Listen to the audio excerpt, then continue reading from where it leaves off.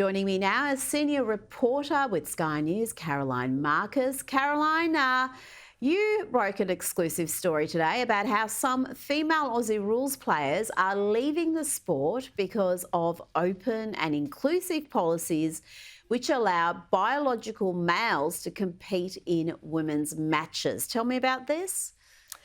Well, that's right, Rita. There seems to be a completely two-tiered system when it comes to the AFL. As your viewers may be aware at the moment, the AFLW elite and state competitions do not allow trans athletes to compete with women and against women unless they have undergone rigorous testosterone and physical testing. Some women's rights advocates say this doesn't go far enough, but regardless, that's their policy for elite and state level. But when it comes to community level footy, which can include 16-year-old girls or women in their 50s and anything in between, it seems there is a complete open door policy. You basically just have to identify as a woman, use the right pronouns, and you're allowed to throw on a jersey and play against women. Now, a number of women have come out and spoken with us today on Sky News about their fears for safety and fairness of the game and having to play against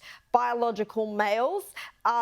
They include, these critics, the woman who started the Masters competition for older women, women over 35, back in 2018. She says she's now seeing women self-exclude and dropping out from the competition because they don't want to play against trans women, biological males who have an obvious physical advantage against them over fears for their safety and for fairness. But the AFL is standing by its policy. It's pretty clear, its policy. It says it has different priorities when it comes to the elite and community levels. It says the elite level has an increased emphasis on competitive fairness, and at community levels, it's all about social inclusion and using the right pronouns, it seems. It is so utterly absurd, but completely on brand for the AFL. They are the wokest sporting league in the country, and they're all pretty woke. So if they're the wokest, you know what we're talking about.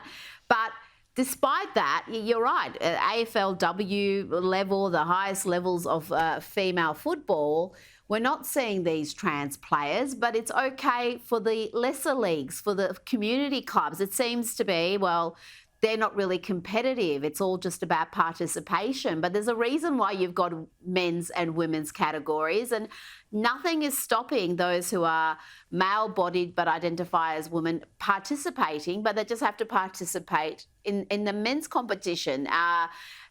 It seems, again, astonishing to me for a league that campaigns about women's rights and empowering women and respecting women, that they're ignoring these women who are saying women are walking away from the sport because they don't feel safe. Yeah, absolutely. And I mean, the irony is that at a community level, in particular when it comes to these older women who, it must be said, they didn't get a chance to play women's footy when they were young. There was no AFLW around when they were growing up. They only get to play the sport that they love, and for many of them have been obsessed with their entire lives. Now, maybe aged in their 30s, 40s, 50s, and yet they're expected to put their bodies at risk for this, and their bodies are less conditioned, they're older, they're softer, as they described to me, so they're even more prone to injury than perhaps these elite women.